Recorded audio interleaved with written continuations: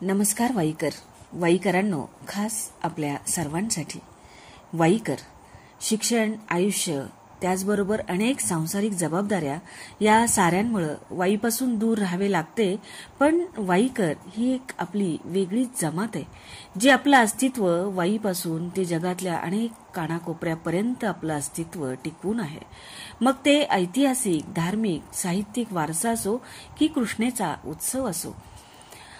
यावर्षी तब्बल 2 वर्षांनी कृष्णा गावात आली आणि जणू लग्न झालेली विवाहिताच माहेरी आली. धरणाची दारं उघडली आणि कृष्णा पात्र सोडून आपल्या लेकरांच्या भेटीस आली. इतर ठिकाणांचं माहीत नाही, पण वाईत प्रत्येक ऋतू हा वैविध्येत नटलेला असतो. मग पाऊस एक सोहळाच होतो आणि कृष्णेला आलेला महापूर एक महोत्सवच होऊन जातो.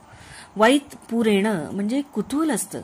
3 शतकं कृष्णातीरी विराजमान असणारा बाप्पा, हळूहळू आपल्या अंगा खांद्यावर खेळणारी कृष्णा, काशी विश्वेश्वराला कृष्णेचा स्वयं जलाभिषेक, नागोबाचा वेढा आणि धर्मपुरीतील बुडालेली छत्री, चक्रेश्वराचा भोवरा आणि सिद्धेश्वराच्या येथून मारलेला सुळका, वाईला वाडीशी जोडणारा आणि कृष्णेचा पूर झेलणारा मोठा पूल, बुडालेलं वाई हायस्कूल आणि पूर भीतीनं अर्ध्यात सुटलेलं द्रविड, पाणीच पाणी झालेली धर्मशाळा आणि पुरामुळे आजचे खेळ बंद अशी पाटी लावणारं न्यू चित्रा.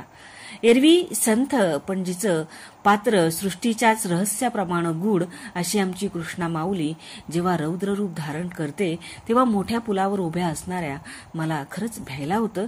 पण तिच्या पाण्याचा स्पर्श होताच मातृत्वाचा स्पर्श होतो आणि वाईत जन्मल्याचा अभिमान वाटतो. विशेष म्हणजे वाईत पूर येतो तेव्हा लोक इतके आनंदात घरी येतात की घरी आलेल्या त्या माऊलीची पूजा करून खणा नारळानं तिचं ऋण मांडतात.